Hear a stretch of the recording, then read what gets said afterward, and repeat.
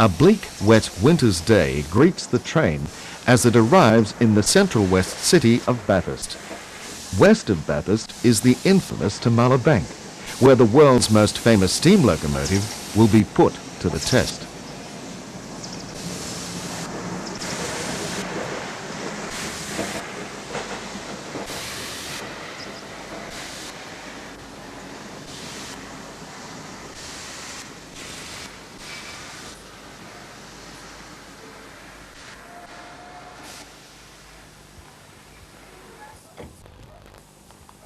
Tumulla Bank was a spectacular spot during the steam era.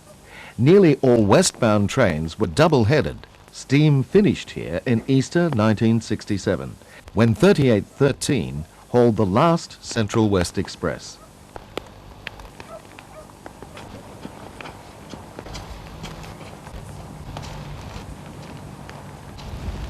After leaving Bathurst, where we'd changed engine crews, we started the climb of the famous Tumulla Bank. Tumulla Bank is probably the worst climb on the western side of New South Wales, and one which we had heard a great deal about. And although one had seen film and pictures of Tumulla Bank, there's nothing like first-hand experience to drive things home.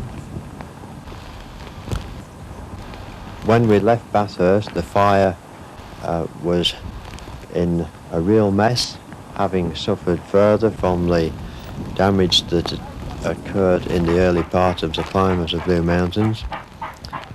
The new crew at Bathurst were obviously very experienced men, and in fact were quite amazing, surprising to me, because one was 64 years of age and one was 63 years of age. The 63-year-old man drove the locomotive and the 64-year-old did the firing. At this stage I would estimate that the fire was a foot thick of ash with 4 inches of fire on the top of that. The whole thing was level with the fire hole door, and to get more coal in it needed to be put into the fire hole door and then pushed in. Our steam raising capacity was down around the 150 pound mark, as in fact can be seen by the strength of the exhaust when compared to that of the 38.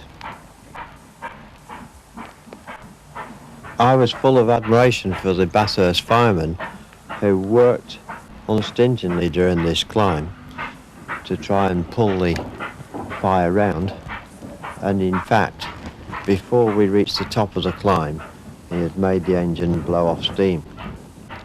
And it is evident throughout the climb that the Scotsman's exhaust beat is getting stronger, and certainly towards the top can be seen to be doing some real work.